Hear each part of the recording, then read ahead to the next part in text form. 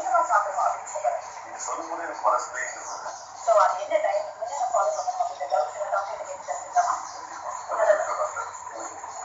அதாவது இதெல்லாம் அவாய்ட் பண்ணலாம் அப்படிங்கிறது என்னென்ன ஃபுட்டு நீங்க என்ன டயட் அப்படின்னு சொல்ல போறீங்க? எந்த டாக்டர் கிட்ட போனாலும் நீ குண்டாகிறதுக்கு என்ன காரணம், நீ வந்து கொழுப்பு அதிகமா சாப்பிடுற, அதிகமா நீ ஒர்க் அவுட் பண்ண மாட்டேங்கிற, சோம்பேறியாவே இருக்கு, சர்க்கரை அதிகமா சாப்பிடுற, அந்த மாதிரி சொல்லுவாங்க. நம்ம டயட்ல நான் சொல்ல போற டயட் வந்து பேலியோ டயட் அப்படிங்கிறது பேரு. Paleo diet. இந்த பேலியோ டயட்ல என்ன சாப்பிடலாம் அப்படின்னு சொன்னா அதிக கொழுப்பு உணவுகள் எதெல்லாம் நம்ம டாக்டர் சாப்பிடக்கூடாதுன்னு சொல்றாரோ அந்த கொழுப்பு உணவுகள் அதிகம் கொடுத்து உங்களுக்கு கார்போஹைட்ரேட் உணவு, அதாவது மாவுச்சத்து உணவு. நீங்க டெய்லி என்ன சாப்பிடுறீங்க? காலையில என்ன பிரேக்ஃபாஸ்ட் சாப்பிட்டீங்க தெரியும்? தோசை. சரி, தோசைங்கிறது அரிசியில இருந்தும் உங்களுக்கு இந்த உளுந்துல இருந்து வருது. ஸோ இது வந்து ஹெவி கார்போஹைட்ரேட் உள்ள ஃபுட். ஸோ இந்த கார்போஹைட்ரேட் ஃபுட்டை கம்மி பண்ணிட்டு ஃபேட்டி ஃபுட்டா கொடுக்கும்போது வெயிட் லாஸ் தானா வரும். இதுதான் நம்ம பேலியோ டயட் அப்படின்னு நம்ம சொல்றோம். ஓகே, ஒருவேளை தோசைக்கு பதில் ஃபேட்டி ஃபுட்டா என்ன சாப்பிடலாம்? பாதாம். காலையில பிரேக்ஃபாஸ்ட் வந்து பாதாம் அல்லது ஒரு டம்ளர் பால் எடுத்து அந்த பால்ல 30 கிராம் வெண்ணெயை கட் பண்ணி போட்டு கட் பண்ணி கொதிக்க வச்சு அப்படியே குடிச்சிது. டாக்டர், நீங்க பேலியோ டயட் அப்படின்னு சொன்னீங்க. ஃபர்ஸ்ட் அதோட வரலாறு என்ன சொல்லுங்க? நம்ம மனித இனம் தொட்டு 26 லட்சம் வருடங்கள் ஆகுது இல்லைங்களா? நம்ம 25,90,000 வருடம் வந்து பேலியோலித்திக் ஏரா அப்படின்னு நம்ம சொல்றோம். இப்போ கடைசி 10,000 வருடம் வந்து நியோலித்திக் பீரியட் அப்படின்னு நம்ம சொல்றோம். ஸோ இந்த கற்கால மனிதன்கிறது 25,90,000 வருடங்களா அவன் என்ன உணவு சாப்பிட்டோம் அதை சுருக்கிதான் பேலியோ டயட் அப்படின்னு நம்ம சொல்றோம். ஸோ இப்போ கற்கால மனிதன் அதிகமா என்ன எடுத்துட்டு இருந்திருப்பான்? வேட்டைக்கு போய் மாமிசம் எடுத்துட்டு இருந்திருப்பான். காய்கறி இல்ல காட்டுல கிடைக்கிற காய்கறிகள், பழங்கள், கனி வகைகள், கிழங்கு வகைகள், நட்ஸ், பெர்ரிஸ், அந்த மாதிரி உணவுகள் அவன் காளான் இதெல்லாம் தான் அதிகமா எடுத்துட்டு இருந்திருப்பான். ஸோ இதுல பாத்தீங்கன்னா அவன் வந்து ஒரு நாளைக்கு அதிகமா எடுத்துக்காங்க 70 கிராம் மேல கார்போஹைட்ரேட் கிடையாது. இன்றைய மாடர்ன் மேன் எவ்வளவு எடுக்கிறாங்க அப்படின்னு பாத்தீங்கன்னா ஒரு நாளைக்கு 10 கிராம் மேல கொழுப்பு எடுக்கிறது இல்லை, 50 கிராம் மேல புரோட்டீன் எடுக்கிறது இல்லை. ஆனா நீங்க கார்போஹைட்ரேட்டுங்கிற மாவுச்சத்து, தானியங்கள், பருப்புல இருக்கிற மாவுச்சத்து ஆல்மோஸ்ட் 350 கிராம் 450 கிராம் அவனை எடுத்ததை விட நம்ம 7 மடங்கு நம்ம அதிகமா சாப்பிடுறோம். கொழுப்பு வந்து கிட்டத்தட்ட ஆல்மோஸ்ட் 1 in 10 times தான் நம்ம எடுக்கிறோம். இந்த கார்போஹைட்ரேட் அதிகமாக தான் இந்த வியாதிகள் நமக்கு வரும். ஸோ ஆதி மனிதருக்கு இந்த கார்போஹைட்ரேட் கம்மியா இருக்கும்போது அவனுக்கு இன்சுலின் ப்ரொடக்ஷன் நார்மலா இருக்கும். அதனால சுகர் வராது, ஒபிசிட்டி, பாலிசிஸ்டிக் ஓவரியேஷன் அந்த மாதிரி எந்த வியாதியும் அவனுக்கு வராது, ஃபேட்டி லிவர் எல்லாம் வராது. நம்ம வந்து 7 மடங்கு அந்த கார்போஹைட்ரேட் உணவுகள் அதிகமா இருக்கும்போது தான் நம்மளுக்கு diabetes, obesity, cholesterol problem, heart problem, kidney problem, blood pressure rise ஆகுது, இன்ஃபர்டிலிட்டி, அப்புறம் பாத்தீங்கன்னா தைராய்டு ப்ராப்ளம் வர்றது, ஃபேட்டி லிவர் வரும். இந்த மாதிரி 1008 பிரச்சனைகள் வந்து இந்த உணவு முறைகளால வரும். ஸோ நம்ம கற்கால உணவு முறையை பின்பற்ற முடியுமா அப்படிங்கிறது தான் இந்த பேலியோ டயட். இப்போ திடீர்னு நம்ம இப்படி ஒரு டயட் நீங்க இருக்குன்னு சொல்றப்போ ஃபர்ஸ்ட் ஆஃப் ஆல் அந்த மைண்ட் ஏத்துக்கிறதுக்கே ஒரு தயங்குது. ஏன்னா நம்ம அரிசியை தான் சாப்பிட்டு இருந்திருக்கோம், நீங்க சொன்ன மாதிரி காரத்தில் அதிகமா சாப்பிட்டுதான் பண்ணிருக்கோம். பட் திடீர்னு இந்த மாதிரி ஒரு சேஞ்ச் பண்றப்போ எல்லாமே மாறதுக்கு சான்சஸ் இருக்காங்க. இப்போ நம்ம பிறந்ததுல இருந்து 30 வயசு வரைக்கும் இதே டயட்ல இருக்கும், இதே அரிசி சாப்பாடு சாப்பிட்டுருக்கோம். திடீர்னு இந்த டயட்டுக்கு மாறும்போது என்ன நடக்கும்னா ஃபர்ஸ்ட் ஒரு 10 நாள் நீங்க எந்த டயட்ல இருந்து எந்த டயட்டுக்கு மாறணும் ஃபர்ஸ்ட் ஒரு 10 நாளைக்கு நம்மளுக்கு அந்த உடம்பு வந்து அதை ஏத்துக்காது. அப்ப என்ன பண்ணும், கொஞ்சம் வந்து கான்ஸ்டிபேஷன் வரும், சில பேருக்கு கொஞ்சம் படபடப்பு வரும், லைட்டா கொஞ்சம் பிபி வரும். 15வது நாள் உங்களுக்கு எல்லாமே நார்மல் போகும். நீங்க பாத்தீங்கன்னா அரிசி சாப்பாடு எடுக்கிற டயட்டோட எங்க டயட்ல வந்து பயங்கர ஃப்ரெஷ்ஷா ஃபீல் பண்ணுவீங்க. ஏன்னா நம்ம ஜெனட்டிக்கா ப்ரோக்ராம் அந்த டயட்டுக்கு தான். அந்த டயட் நம்ம மாறும்போது நம்ம உடம்பு வந்து நல்ல புத்துணர்ச்சி ஆகும். ஒரு டயபெட்டிஸ் அப்படிங்கிறது பரம்பரை தன்மை இருக்கக்கூடிய ஒரு ப்ராப்ளம். அதை வந்து அந்த கண்ட்ரோல் தான் பண்ண முடியும், கியூர் பண்ண முடியாது அப்படின்னு தான் நாங்கள் கேள்விப்பட்டிருக்கோம். பட் இந்த டயட்ல அதை கியூர் பண்ண முடியும். இன்னைக்கு ஒன்றான டாக்டர்களும் இப்படிதான் நினைச்சிட்டு இருக்காங்க அதை கியூர் பண்ண முடியாது. அதாவது இன்றைக்கு அலோபதியில இருக்கிற மெடிசின்ஸை வச்சு இதை கியூர் பண்ண முடியாது. அது அந்த கான்செப்டை நீங்க புரிஞ்சுக்கணும். மாடர்ன் டயபிட்டிஸ் கிடையாது. இன்னைக்கு மாடர்ன் மேனுக்கு வந்ததுக்கு காரணம் உணவு முறைகள். இப்போ வந்து ஒருத்தர் வீட்டுல வந்து அப்பாவுக்கு சுகர், அம்மாவுக்கு சுகர், பையனுக்கும் சுகர் இருக்கு அப்படிங்கும்போது அது நீங்க பரம்பரை வியாதி நினைச்சுக்கிறீங்க.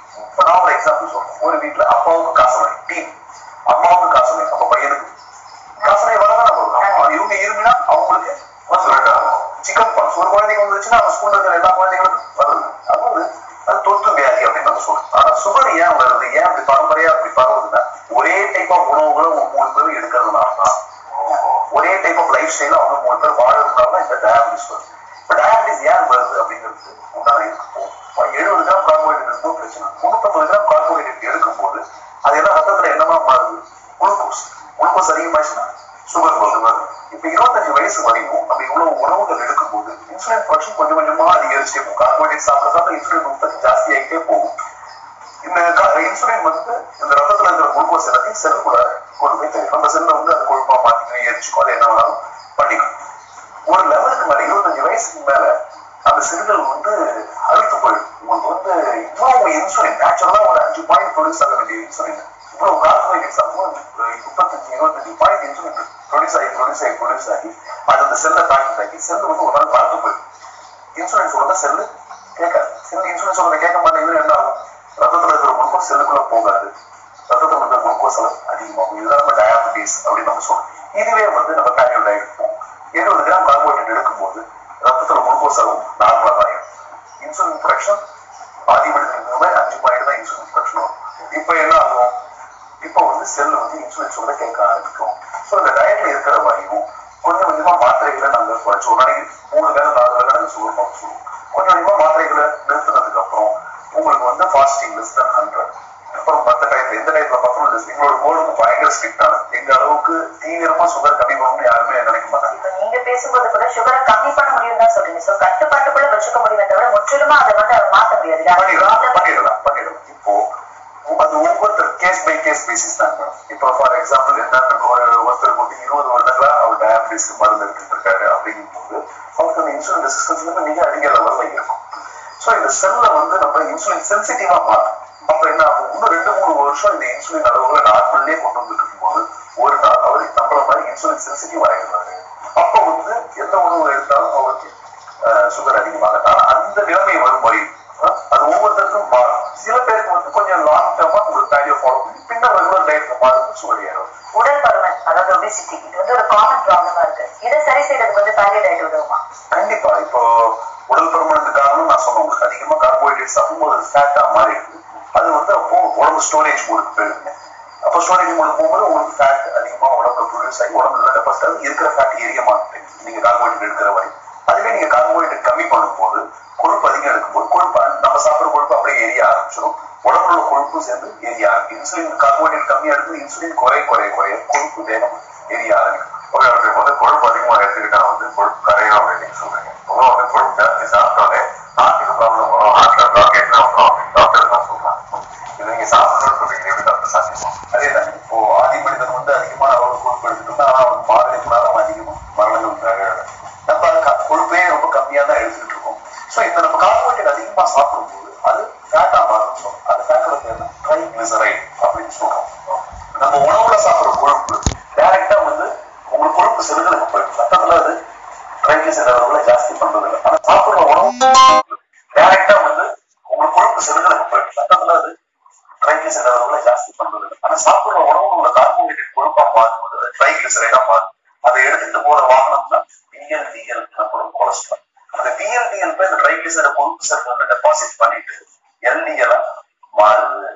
சோ இதனாலதான் உங்களுக்கு ட்ரைகிளிசரைட், VLDL, LDL எல்லாமே அதிகமாகுது தவிர்த்து நம்ம கொழுப்பு சாப்பிடறதுலாம் கிடையாது. சோ கொழுப்பு சாப்பிட்டால் உங்களுக்கு அதிகமா உங்களுக்கு கொலஸ்ட்ரால் ஏறும், மாரடைப்பு வரும்போது மிக தவறான கருத்து. எங்க குடும்பம் பாத்தீங்கன்னா பிளட் டெஸ்ட் எடுத்துட்டு அந்த டயட் எடுக்கணும். 3 மாசத்துல பார்க்கும்போது அவங்க கெட்ட கொலஸ்ட்ரால் என்ன பண்ணும், VLDL, LDL, ட்ரைகிளிசரைட் எல்லாமே தரமட்ட லெவலுக்கு போயிடும். நல்ல கொலஸ்ட்ரால் HDL ரொம்ப அதிகமான.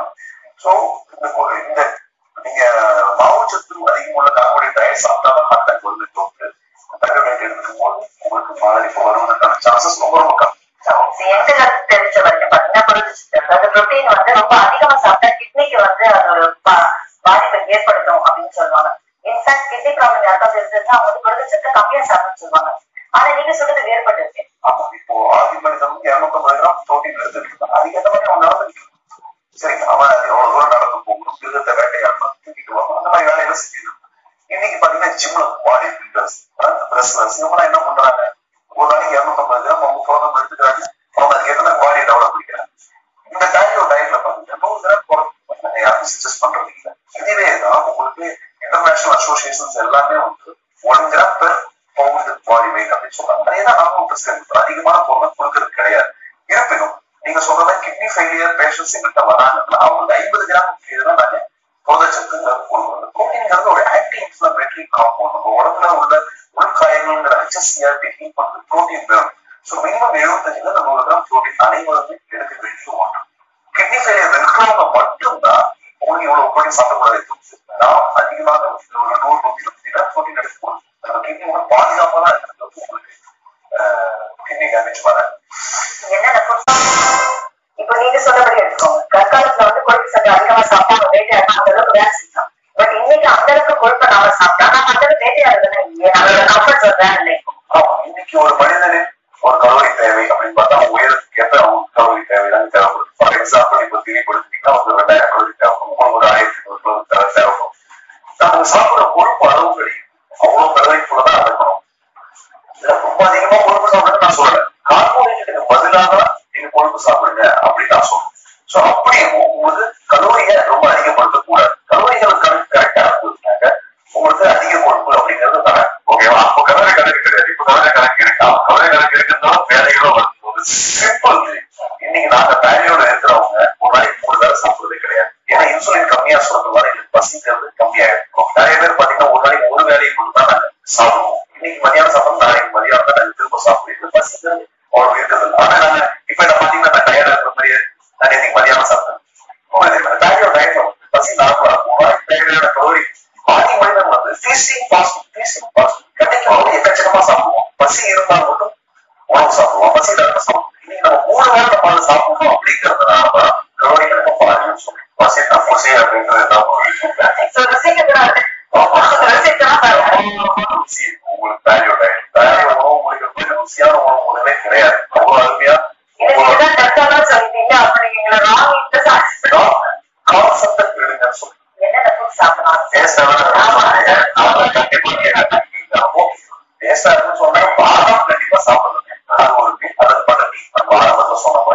ஒரு மீல் பாத்தீங்கன்னா காளான் எங்க வச்சு நீங்க எவ்வளவோ டிஷஸ் இருக்கு, அதை நீங்க பண்ணிக்கலாம். காளான் வச்சு டிஷஸ் பண்ணிக்கலாம். இரவு உணவா வந்து பனீர் அல்லது நான்வெஜ், உங்களோட 6 உணவுகள் மட்டும் தான் உங்களுக்கு வேல்யூ ரேட்ஸும். நான்வெஜ்ல நீங்க விதவிதமா பல விதமான நான்வெஜ் ஐட்டம்ஸ் சமைச்சிக்கலாம். பனீர்ல ஒரு 30-40 ரெசிபிஸ் இருக்கு, அதை நீங்க பண்ணிக்கலாம். காளான் கேக்குல நிறைய ரெசிபிஸ் பண்ணிக்கலாம். அப்புறம் பாத்தீங்கன்னா காலிஃபிளவர் வந்து கிரேட் பண்ணிட்டு பாத்தீங்கன்னா மணிமணியா பொடியா அதை நம்ம ரைஸ் மாதிரி நினைச்சுக்கணும். அதை நம்ம ரைஸ் மாதிரி நினைச்சுக்கணும். அதுதான் ரைஸ் ஓகேங்களா, அரிசி கிடையாது. காலிஃபிளவர் ரைஸ், அதை வந்து தக்காளி சாதம், தேங்காய் சாதம், தயிர் சாதம், லெமன் சாதம், அந்த மாதிரி பண்ணிக்கலாம். பிரியாணி பண்ணலாம், வெஜிடபிள் பிரியாணி, சிக்கன் பிரியாணி அப்படின்னு பண்ணலாம். ஸோ வெரைட்டி ஆஃப் ரெசிபிஸ் இருக்கு. ஃபாலோ பண்றதுனால என்னென்ன மாதிரி நோய்கள் எல்லாம் குணமாகும் சயின்டிபிக்கா ப்ரூவ் ஆயிருக்கு. இப்போ பேலியோ டயட்னு பாத்தீங்கன்னா 2001 அந்த பேலியோ டயட் கான்செப்ட் டான்ஸ் ஒரு அட்கின்ஸ் டயட் அப்படின்னு சொல்லியிருந்தாங்க. இப்ப 2001 லொரேன் காலேஜ்ல அந்த டயட் ஆரம்பிச்சு அதுக்கு நிறைய ஆராய்ச்சிகள் பண்ணி ஒபிசிட்டிங்கிறது நார்மல் கொடுத்து, டயபிட்டிஸ்ங்கிறது நார்மல் கொடுத்து, பிளட் ப்ரெஷர் நார்மலே இருக்கு, பிசிஓடி, அப்புறம் உங்களுக்கு பாத்தீங்கன்னா தைராய்டு பிரச்சனைகள் இதெல்லாம் நார்மல் கொடுத்து, இது எல்லாத்துக்குமே நிறைய ஸ்டடிஸ் இருக்கு. இப்ப பாத்தீங்கன்னா உங்களுக்கு diabetes.org அப்படின்னு உங்களுக்கு யூகேல இருக்கிற ஒரு முக்கியமான வெப்சைட். அது வந்து டயபிட்டிஸ் இருக்கிற மக்களோட ஃபாரம், டிஸ்கஷன் ஃபாரம். அதுல பாத்தீங்கன்னா 80,000 மக்களுக்கு போன வருஷம் அவங்க 2015 டயட் ஆரம்பிச்சிருக்காங்க. அதுல ஆல்மோஸ்ட் 75% மக்களுக்கு சுகர் மருந்துல குறைச்சி நிறைய பேருக்கு மருந்துல ஸ்டாப் பண்ற அளவுக்கு அவங்க இருப்பாங்க. ஸோ 80,000 பேர் இருக்கிற ஒரு குரூப்ல இந்த மாதிரி அவங்க பண்ணும்போது அந்த டாக்டர்கள் பாக்குறாங்க என்ன இவங்க தான் சரியா இருக்கு. அப்ப பிரிட்டிஷ் டயட்ரி கைட்லைனே பார்க்க முடியும் வந்து போராடிட்டு இருக்காங்க. இந்த மாதிரி எங்களோட டாக்டர்ஸ் ஆராய்ச்சி பண்ணிட்டு கொஞ்சமே ப்ரூவ் ஆயிட்டு ஓகே எவ்வளவு பெனிஃபிட்ஸ் இதுல கிடைக்குது. நோய்கள் வந்து கேவலம் மற்ற டாக்டர்ஸ் எல்லாமே வந்து ஃபாலோ பண்ணுங்க அப்படின்னு என்கிட்ட சொல்லலாம். ஏன் சொல்ல மாட்டாங்க? டாக்டர்லாம் எங்களை மாதிரி மனிதர்கள் தான் நம்ம மாதிரி. அவங்க சொல்றதுல என்ன சாப்பிட்டுப்பாங்க, அவங்க மட்டும் அவங்க இட்லி தோசை சப்பாத்தி அவங்க அப்பா கையால செய்யற சமையல் தான் இட்லி வரையும் சாப்பிட்டுப்பாங்க. அவங்க பரம்பரை மாதிரி அந்த உணவு தான் அந்த அற்புதம் சாப்பிடும் போது அது அவங்க மைண்ட்ல ரெஜிஸ்டர் ஆயிடுது. இதுதான் நம்மளோட ஹெல்தி ஃபுட் அப்படின்னு நம்ம மைண்ட்ல ரெஜிஸ்டர் ஆயிடுது. திடீர்னு நம்ம உணவுனாலதான் இந்த இவ்வளவு பிரச்சனைகளும் வருது அப்படின்னு சொல்லி நம்மளால ஏற்றுக்க முடியாது. நான் சிம்பிளா கேட்கிறேன், அரிசி சாதம், காய்கறி இதெல்லாம் சாப்பிடும்போது எந்த நேரத்திலும் வராதுன்னு சொல்றது ஒரு ஸ்டடி கூட கிடையாது. இதனால பல விதமான பிரச்சனைகள் வருது. நம்ம 10,000 வருஷமா சாப்பிடுவோம்னா சொல்றது கிடையாது. கொஞ்சமா நம்ம எல்லா டாக்டர்ஸும் இந்த டயட்டை சரி பண்ணாங்க. இது நம்ம பேசுனது பாத்தீங்கன்னா கார்டியோட முக்கியத்துவம் புரியுதுன்னு வச்சுக்கோங்க. அதை ஃபாலோ பண்ணலாம் அப்படின்னு சில பேர் முடிவு பண்றாங்க அப்படின்னா என்னென்ன டெஸ்ட் எல்லாம் எடுக்கணும், அப்புறம் என்னென்ன ப்ரிகாஷன்ஸ் நம்ம செய்யணும் கார்டியோட முக்கியமா பிளட் டெஸ்ட் எடுக்காம நம்ம என்ன பண்ணக்கூடாது. இப்போ உங்களுக்கு எடுத்துப்போம், உங்களுக்கு நீங்க என்ன நினைச்சிருப்பீங்க, எந்த பிரச்சனையும் இல்லைன்னு நம்ம நினைச்சிருப்பீங்க. நாங்க அதுதான் 84 வகையான டெஸ்ட்கள் எடுத்தோம். அந்த டெஸ்ட்கள் பண்ணும்போது இதுவரையும் 25,000 பேரோட லேப் ரிப்போர்ட்ஸ் அனலைஸ் பண்ணுவோம். குழந்தைகள் முதல் பெரியவர்கள் வரை அதுல ஒருத்தரோட ரிப்போர்ட் கூட இது வரை கம்ப்ளீட் நார்மல் நாங்க பார்த்ததே கிடையாது. ஏதாவது ஒரு பிரச்சனை அனீமியா நிறைய பேருக்கு. விட்டமின் டி இன்னைக்கு நம்ம 3 பேருமே விட்டமின் டி டிஃபிஷியன்சி இருக்கும். எல்லாருமே விட்டமின் டி, ஏன்னா நம்ம வெயில்ல நம்ம நிக்கிறது கிடையாது, எல்லாருக்கும் விட்டமின் டி குறைப்பா இருக்கு, எல்லாருக்கும் இன்ஃபிளமேஷன் உள்காய்வு சொல்றோம் HCR அதிகமா இருக்கு. ஸோ இது நம்ம எதுவுமே இது தெரியாம இந்த டயட்டை நம்ம ஆரம்பிச்சா அதுக்கப்புறம் நம்ம டெஸ்ட் பண்ணி பார்க்கும்போது இதெல்லாம் ஜாஸ்தியா இருக்கும். வேல்யூ டயட்ல எனக்கு உடம்பு முடியாம போயிடுச்சு அப்படிங்கிற ஒரு தவறான எண்ணம் வந்து அதுக்கு முன்னாடியே அந்த பிளட் டெஸ்ட் பண்ணுங்க. இந்த கம்ப்ளீட் பேக்கேஜ் இதெல்லாம் பண்ணும்போது நமக்கு என்னென்ன பிரச்சனைகள் இருக்குன்னு தெரிஞ்சுக்கிட்டு கொஞ்சம் அதை டயட் கொஞ்சம் டயட் மாறும், ஒபிசிட்டிக்கு டயட் மாறும், பிசிஓடிக்கு டயட் மாறும், ஆட்டோமேட்டிக் கொஞ்சம் நிறையவே மாறும். இந்த டயட்லாம் கொஞ்சம் ஆல்டர் பண்ணி கொடுக்கும்போது அவங்களோட அனைத்து பேராமீட்டரும் அந்த தைராய்டு வந்து ஒரு 80 வகையான டெஸ்ட் இருக்குன்னு சொன்னீங்க. ஸோ அந்த டெஸ்ட்டுக்கு ஏற்ற மாதிரி டயட் நீங்க சொல்லிட்டா இதெல்லாம் வந்து யாரும் எல்லாம் சாப்பிடலாம். இப்போ டயபெட்டிஸ் இருக்கு அப்படின்னா அவங்க பால் டையை கொஞ்சம் குறைக்க சொல்லுவோம், ஏன்னா பால் உள்ள லாக்டோஸ் அதிகப்படுத்தும். அவங்களுக்கு ஆட்டோஇம்யூன் ப்ராப்ளம் இருக்கு அப்படின்னாக்க அவங்களுக்கு அந்த பாலம் நட்ஸ் அதெல்லாம் வராது, கொஞ்சம் அவங்க டயட்ல கொஞ்சம் மாடிஃபிகேஷன் வரும். இதுவே வந்து வேற HCRP அப்படிங்கிற உள்கரை மதிப்பு மஞ்சள் எடுத்துக்கணும், உணவுல வந்து பசு மஞ்சள் எடுத்துக்கணும், பச்சை மஞ்சள் எடுத்துக்கணும் சொல்லுவோம். விட்டமின் டி கம்மியா இருந்தா மொட்டை மாடி வெயில் இருந்துங்க அப்படின்னு சொல்லி இதனால நாங்கள் பிளட் டெஸ்ட் சொல்லுவோம். மோஸ்ட்லி இது 99% அனைவருக்கும் ஒரே விதமான டயட் தான் நாங்கள் கொடுப்போம். இருந்தாலும் பிரச்சனைகளை அறிந்து நம்ம டயட் ஆரம்பிக்கிறது நல்லது. ஓகே, இப்போ வேற டயட்னா நமக்கு ஸ்ட்ரென்த் கிடைக்குது, நம்ம அவங்க ஹெல்த்தியா இருக்கலாம் அப்படின்னு சொல்றீங்க. அப்போ மெயினா வந்து ஸ்ட்ரென்த்தும் ஹெல்த்தியும் யாருக்கு கிடைக்குன்னா ஒரு பிள்ளைக்காரர்கள் அவங்க லேடி தான் கிடைக்கும். அவங்க வந்து வேற டயட் கொடுக்கலாம், கண்டிப்பா அவங்க வேலையோட இருந்துக்கலாம். அவங்க வந்து வேலையோட பிளஸ் கொஞ்சம் சேஞ்சஸ் என்ன இருக்குன்னா பால் அதிகமா சாப்பிடணும், நெய் அதிகமா எடுக்கணும். அப்படி இருக்கும்போது உங்களுக்கு அவங்களுக்கு தேவையான எனர்ஜி அது கிடைக்கும். வேலையோட தாய்மார்கள் பார்த்தாங்க அவங்களுக்கு இந்த காலில் நீக்கம் வரைக்கும் ஸ்வெயின் எரிப்பாடுறது ரொம்ப கம்மியாயிடும். அவங்க எப்பவும் ஃப்ரெஷ்ஷா இருப்பாங்க. ப்ரெஷர் வராது. ஜெஸ்டேஷனல் டயபெட்டிஸ் மெலிட்டஸ் அப்படின்னு சொல்லும்போது கர்ப்பகால நீரிழிவு உங்களுக்கு வரவே வரும். பேரடைஸ் ஃபாலோ பண்ணும்போது மில்க் சாப்பிடலாம்.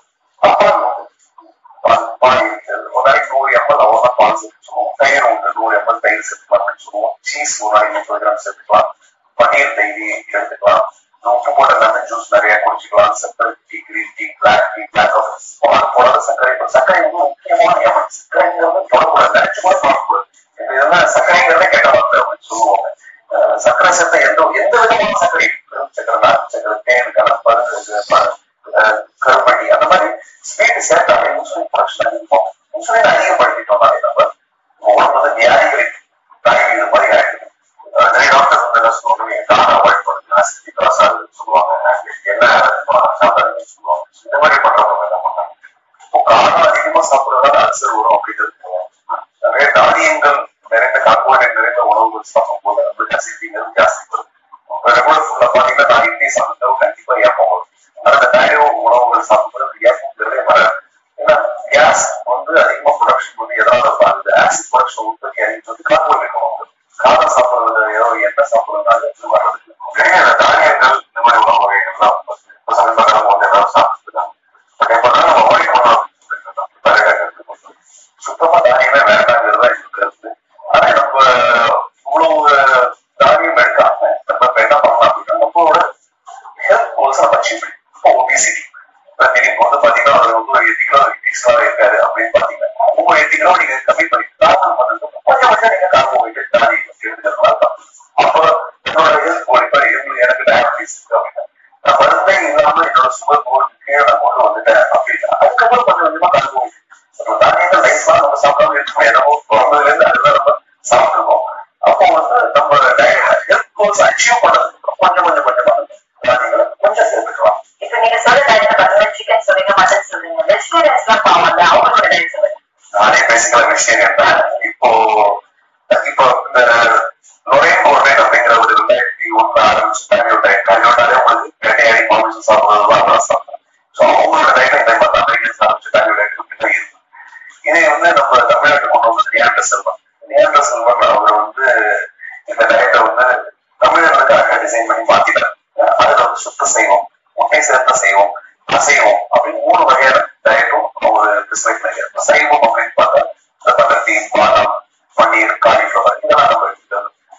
முட்டை சேர்த்த செய்வோம்னா பாதாம், பதத்தி, பன்னீர், எக்கு, அப்புறம் காளான், சேர்த்து. நான்வெஜ்னா ஒரே ஒரு பிட் நான்வெஜ் வரும் அப்படிங்கிற மாதிரி. நான்வெஜ்ஜா பாத்தீங்கன்னா டெய்லி சாப்பிட்டு நான் அறிவுறுத்துறது கிடையாது.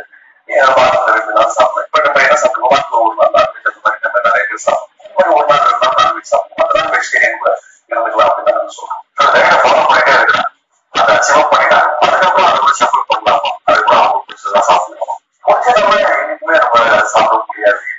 சர்க்கரைங்கிறது ஒரு முக்கியமான எமன்னு சொல்லியாச்சு. சர்க்கரை குழந்தைகளுக்கு பெரியவர்களுடைய சர்க்கரை சேர்க்கவே கூடாது.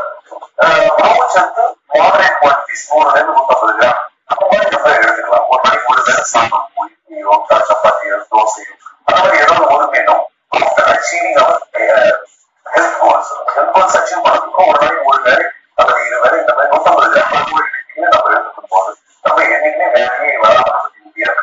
டாக்டர், அதிகமா பேசப்படுற இந்த பிளானட் இதை பத்தி எங்களுக்கு இருந்த பல சந்தேகங்களுக்கு வந்து ரொம்ப அழகா விளக்கம் சொன்னீங்க. Thank you so much.